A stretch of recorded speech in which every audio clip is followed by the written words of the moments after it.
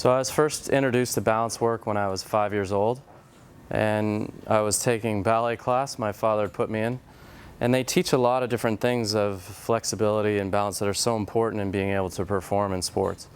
The next year I took figure skating. By the time I was 7, I played my first year of competitive hockey, and it was like cheating.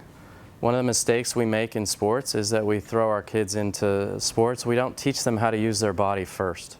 They just are asked to figure it out and accomplish the task that the sport demands. These devices are called balance discs. They're specifically designed to challenge the athlete in different positions to maintain his balance with an unstable surface. And that's why they're built this way. So go ahead and you're going to stand with both feet on there. The first position they're going to try to mimic is he's going to bend down into what we call a basic power position, and that's with the knees being able to bend forward and the pelvis bending back. Spread your feet out a little more with those. There you go. That's it. And they'll squat up and down anywhere 5 to 10 times just to come on up. Don't stay down there. Just up and down. There we go. So once they're able to maintain their posture within this position, obviously there's huge advantages when they're competing in sports. Now what you're going to do is squat down and you're going to rotate from side to side. The best athlete is, again, the one that's able to control their body in different ranges of motion, planes of movement, and in directions. Now turn and come up and down and up and down. Yep. Good. Now you're going to go and squat onto one leg.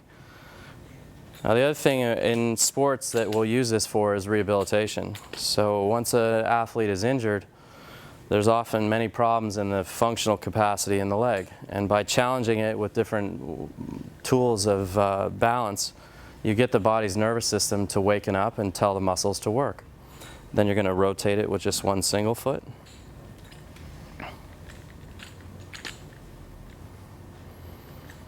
And by learning to be able to really stabilize the foot properly and understand what its role is in the sport you're playing, you're really able to reduce the number of injuries that you'll ever face. Because so many of these things happen because athletes will improperly plant their heel into the ground during movement, and it doesn't allow for any give or change of direction properly without torque between the tibia and the femur. So now I want you to do a figure 8. Don't bend too much. Come up a little higher. That's it. So you'll be surprised how simple he makes this look and yet how challenging it actually is. We'll have very high-level pro athletes that struggle with this, and often the tasks of being able to control your body in this type of a movement pattern is much harder than it actually looks. Thank you. So one of the other movement patterns that we can simulate that directly relates to baseball, obviously, is learning to understand how the body rotates properly and where it comes from.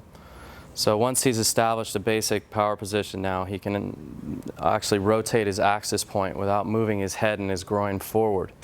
So now you're going to move from down to up, and you're basically unwinding like a corkscrew. And you'll notice that the shoulders open up and the leg follows. You have to be very careful about turning the legs first and not letting the opposite side open. The front side opens just because of the energy that is produced from the backside foot, not because you're just turning that foot. Do it again. Yep, much better. And then you can really see the importance of how a body produces torque in a rotational movement without losing its center axis point. Good job, model.